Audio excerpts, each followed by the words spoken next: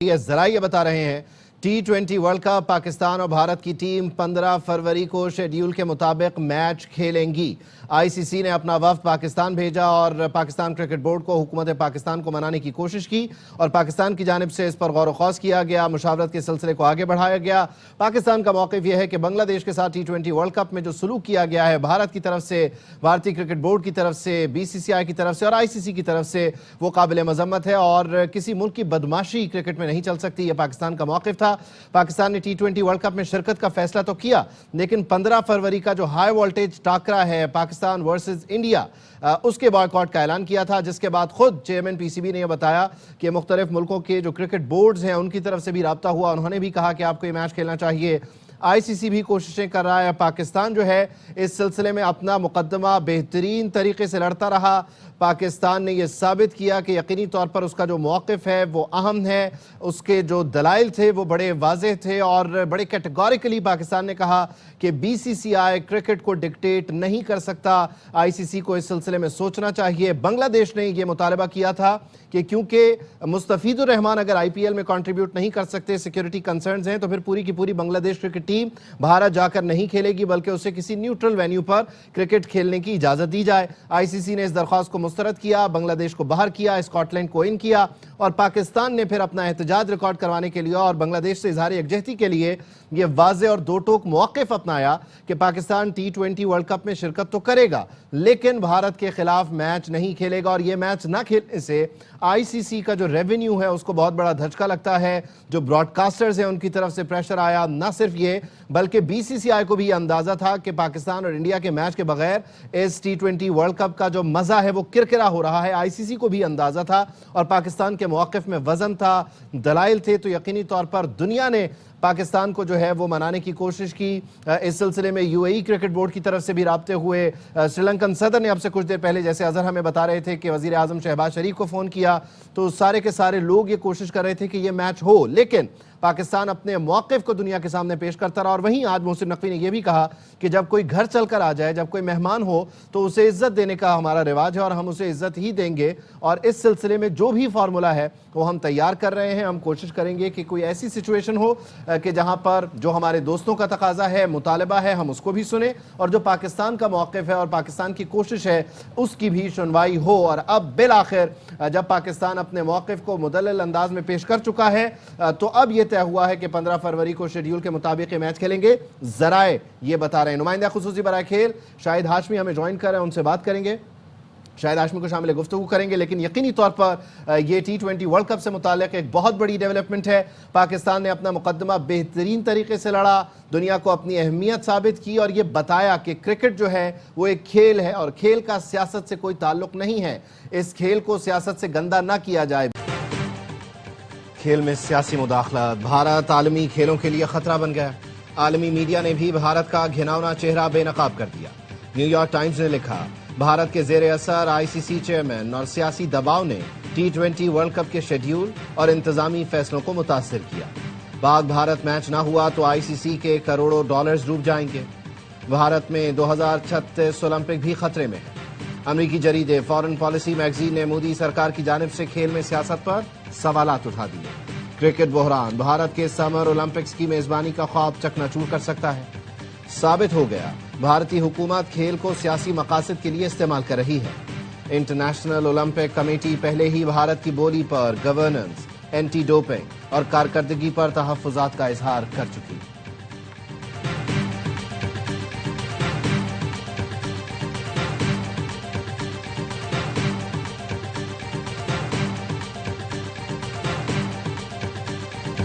किसी को शक नहीं होना चाहिए कि हम हालत जंग में हैं। लाशें उठ रही हैं, इसको अपना दुख समझें। इख्तिलाफात भुलाकर दहशतगर्दी के खिलाफ सबको मुत्तहद होना होगा।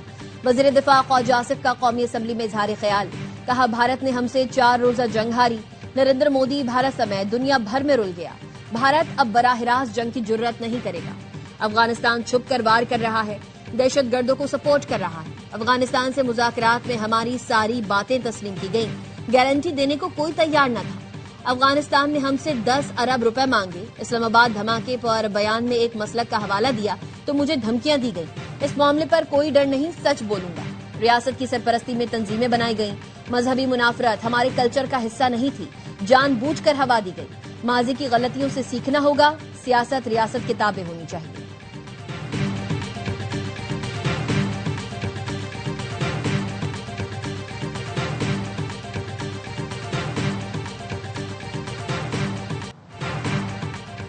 दुनिया के सामने बैठकर अफगानिस्तान से दहशतगर्दी पर जवाब लिया जाए।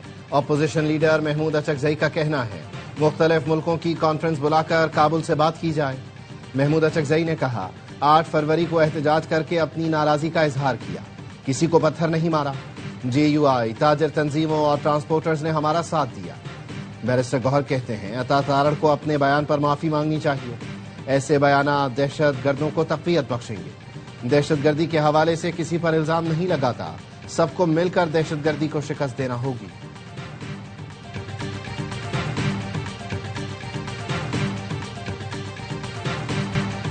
लोगों ने बसंत मनाई, हड़ताल वालों ने मुंह की खाई। एक शख्स को जोम था, उसके बगैर लोग जी नहीं रहे। आज उसका कोई नाम लेवा नहीं। वजीर आला पंजाब मरियम नवाज के बानी PTI पर वार। कहा लाहौरियों ने शटर डाउन पर क्रैक डाउन किया। इतवार को हड़ताल की कॉल देने वाले आवाजें देते रहे, कोई बाहर ना निकला। बसंत के दौरान अवाम ने एतमाद की लाज रखी। अपनी 52 साल की उम्र में कानून की ऐसी पासदारी नहीं देखी। ये तो मुआवजा हो गया। कराची और पख्तूनख्वा समेत पूरे मुल्क से लोग बसंत देखने आए।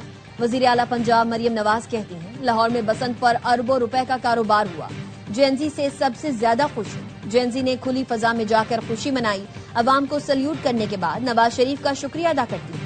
कामयाब बसंत पर पूरी पंजाब हुकूमत को शाबाश।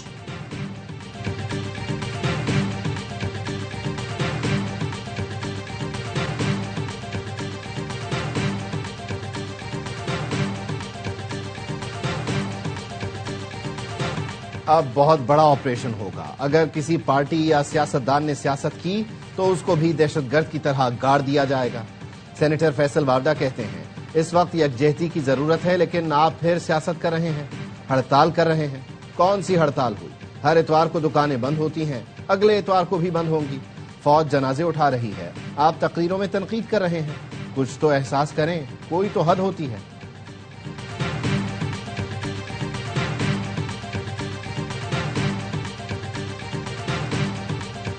सुप्रीम कोर्ट ने बानी PTI से फौरी मुलाकात की इस्तदा मुस्तरद कर दी। हुकूमत को कल के लिए नोटिस जारी। बानी और शाह महमूद कुरैशी की साइफर केस में बरियत के खिलाफ अपीलों पर 3 रुकनी बेंच बनाने का हुक्म। अलकादिर ट्रस्ट केस में बानी PTI की दरख्वास्त जमानत गैर मौसर होने पर खारिज। चीफ जस्टिस याहिया अफरीदी ने रिमार्क्स दिए, हम बगैर नोटिस ऐसा कोई हुक्म नहीं दे सकते। अभी दरख्वास्त काबिल समात होने के एतराज की रुकावट को अबूर करना होगा। सुप्रीम कोर्ट ने जेल में बानी PTI की मौजूदा हालत से मुतालिक रिपोर्ट तलब कर दी।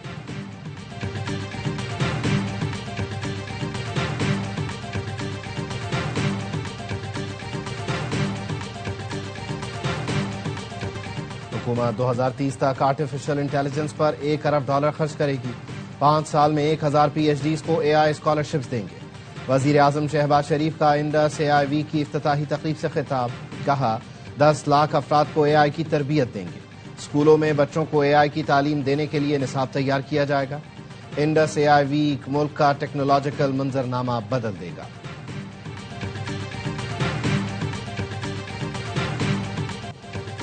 मुल्तान की टीम की 2 अरब 45 करोड़ रुपए में फरोख्त। वलीटेक ने सबसे बड़ी बोली लगाकर टीम खरीद ली।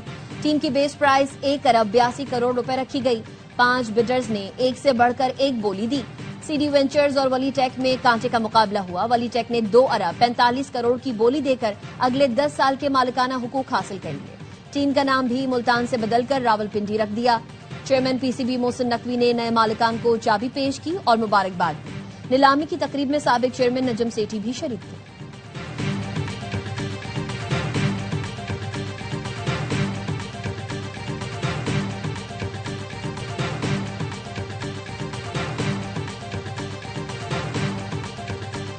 मुल्तान का नाम तब्दील करने की बात आई तो मेरा दिल उदास हुआ। मैं मुल्तान सुल्तान से बहुत मोहब्बत करता हूँ।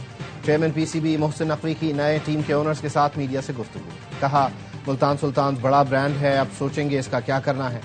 पहले हमारा प्लान था टीम 1 साल रखेंगे, मार्केट अच्छी थी इसलिए मुल्तान सुल्तान की नीलामी का फैसला किया। PSL को पाकिस्तान नहीं दुनिया का बड़ा ब्रांड बनाना हमारा हदफ है।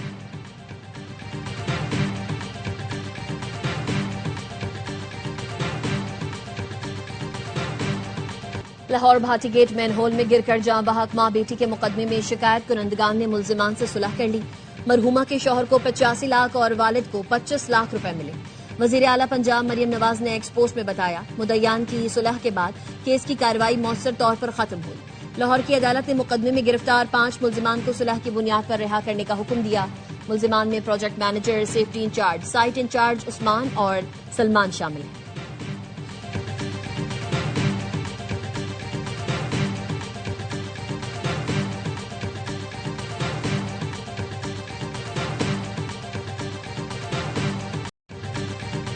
वजीर आला पंजाब से सदर आलमी बैंक अजय बंगा की वफ्द के साथ मुलाकात। वर्ल्ड बैंक और पंजाब हुकूमत के दरमियान शराकत दारी पर तफसीली बातचीत। अजय बंगा ने पंजाब हुकूमत के फराही मंसूबों को सराहा। मरियम नवाज का कहना था, हुकूमत आलमी बैंक के ताउन को कदर की निगाह से देखती है। IT इंफ्रास्ट्रक्चर की बेहतरी से मुआशी तरक्की को फरोग मिलेगा।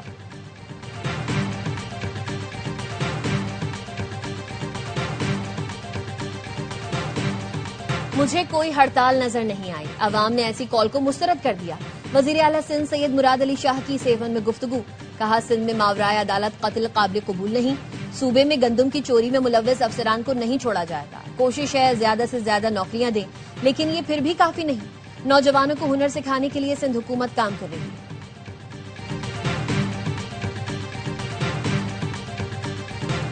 मशाल पाकिस्तान ने पाकिस्तान रिफॉर्म्स रिपोर्ट जारी कर दी, जिसके मुताबिक गुज़िश्ता साल 135 वफाकी इदारों में 600 इस्लाहात की गई, जिसका मकसद वक्ती फैसलों के बजाय देरपा निज़ाम का क़याम है। मुसद्दिक मलिक कहते हैं, 35% रिफॉर्म्स डिजिटलाइजेशन से मुताल्लिक हैं। इस्लाहात का मकसद शफाफियत और कारकर्दगी को बेहतर बनाना, आम आदमी की जिंदगी में सहूलत लाना है। सर्कुलर डेट की मद में 1.25 खरब रुपए की सेटलमेंट की गई।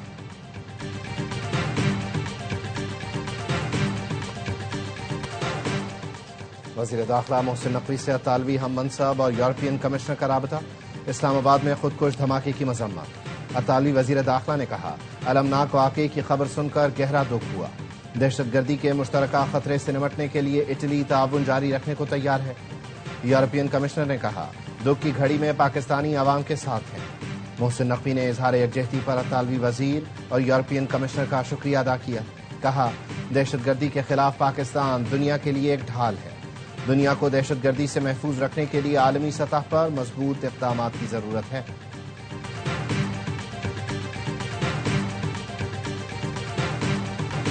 तय हो चुका, दहशतगर्दी के पीछे इंतहा पसंद मोदी है। भारतीय स्पॉन्सर्ड दहशतगर्द अफगानिस्तान में बैठे हैं। गवर्नर सिंध कामरान तसूरी की तरलाही में इमाम बारगाह के दौरे के दौरान गुफ्तगू। कहा, भारत मई में होने वाली रुसवाई का बदला लेने के लिए पाकिस्तान में दहशतगर्दी करा रहा है। गवर्नर खैबर पख्तूनख्वा फैसल करीम कुंडी का पिम्स अस्पताल का दौरा। इस्लामाबाद धमाके के जख्मियों की अयादत की। मीडिया से गुफ्तगू में कहा, दुश्मन अनासिर को पाकिस्तान की तरक्की हजम नहीं हो रही। कौम दहशतगर्दी के खिलाफ मुत्तहिद है।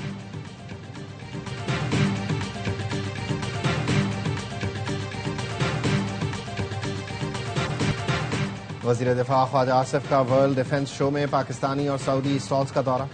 जदीद दिफाई टेक्नोलॉजीज और मसनूआत का जायजा लिया। वज़ीर दिफा ख्वाजा आसिफ की दिफाई सनत से वाबस्ता नुमाइंदगान से मुलाकातें। Naval chief admiral Naveed Ashraf, secretary दिफाई पैदावार जनरल चिराग हैदर भी हमराह थे।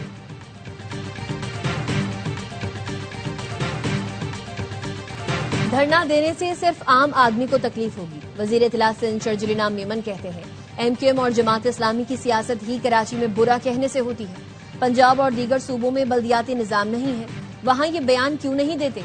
PTI ने स्मार्ट काम किया, छुट्टी के दिन हड़ताल कर दी। जमात इस्लामी के MPA मोहम्मद फारूक ने कहा, गिरफ्तारियों और इंतकामी कार्रवाइयों से डरने वाले नहीं।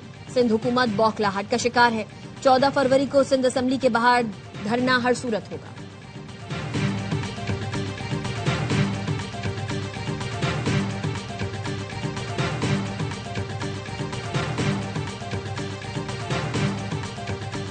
कराची इंतजामिया एक अंडरपास ठीक न कर पाई। कई हफ्ते गुजर गए, लेकिन नाज़िमाबाद अंडरपास की बदतरीन हालत बरकरार।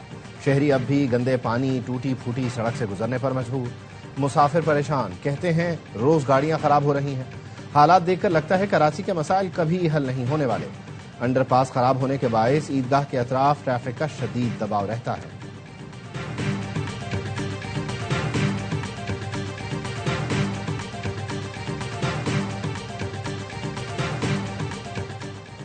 पाकिस्तान बिजनेस फोरम का हुकूमत से दूध बनाने वाली कंपनीज को रेगुलेट करने का मुतालबा। कहा डेयरी मसनूआत रोजमर्रा की जरूरत है मगर कीमतों पर कोई चेक नहीं है। रिटेल मार्केट में दूध 360 से 380 रुपए लीटर फरोख्त हो रहा है।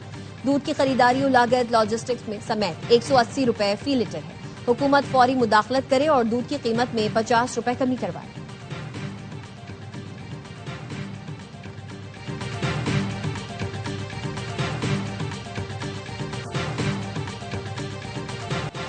सोना मजीद 5,300 रुपए महंगा। 1 तोला 5,24,762 रुपए का हो गया। फी तोला चांदी 346 रुपए इजाफे के साथ 8,615 रुपए की हो गई।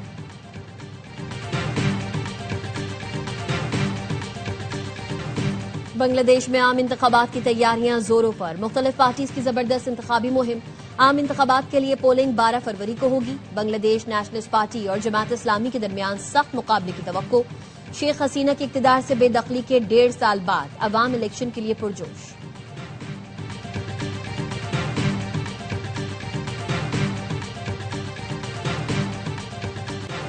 भारतीय रियासत मणिपुर में नस्ली फसादात। जिला उखरुल में नागा और कोकी कबाइल के दरमियान खूरेज झड़पें। दर्जनों अफराद जख्मी। मुश्तइल हुजूम ने 20 से जायद मकानों को जला दिया। मुतअद्दिद गाड़ियों को भी आग लगा दी। हालात कशीदा। मई 2023 से जारी नस्ली फसादात में 260 अफराद हलाक हो चुके। हजारों बेघर हैं। हजरत लाल शहबाज कलंदर के 774वें उर्स की तकरीबात इख्तिताम पजीर। मुल्क भर से अकीदतमंदों की मजार पर हाजिरी। चादरें चढ़ाई। सिक्योरिटी के सख्त इंतजाम।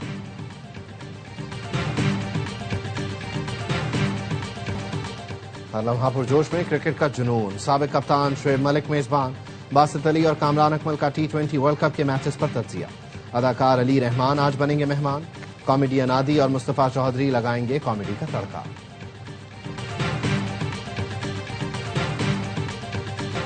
और आग लगे बस्ती में। इस ईद उल फितर पर तहलका मचाने को तैयार ARY film, Salman Iqbal films और बिग बैंग की मुश्तरका पेशकश। फिल्म का ट्रेलर जारी। फिल्म की कास्ट में फहद मुस्तफा और माहिरा खान की जोड़ी कमाल ढाएगी।